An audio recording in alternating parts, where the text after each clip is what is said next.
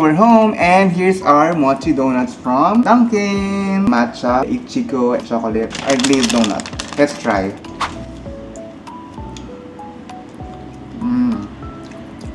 Okay, so honestly, if you're a matcha lover, medyo di ko sure if gusto mo siya, but gusto mo lang i-try yung matcha, I think okay siya. Kasi nasa matamis na side yung matcha niya.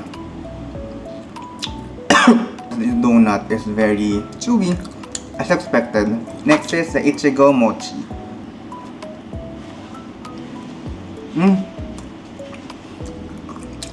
May klasa siya. Basically, strawberry flavor, also sweet. Kalasa niya yung chocolate na may pink and... ano nga ba yun? Meiji. Shocks, di ko malala yung tawag. But at the same time, ang sarap niya. I like it. The chocolate mochi. Fairness, stretchy siya. Yung chocolate, kalasa niya yung Choco Bang Bang. So, very Dunkin' talaga yung chocolate niya. If you're not into matcha or strawberry, this is the safest flavor pa rin. Lastly, the glazed donut.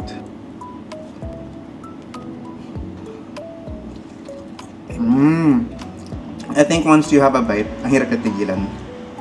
So if you're planning to buy, I think it's a must try naman. Masarap siya.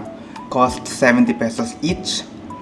Medyo mahal. But again, it's mochi donut, so iba siya sa usual donut na Dunkin'. I love it.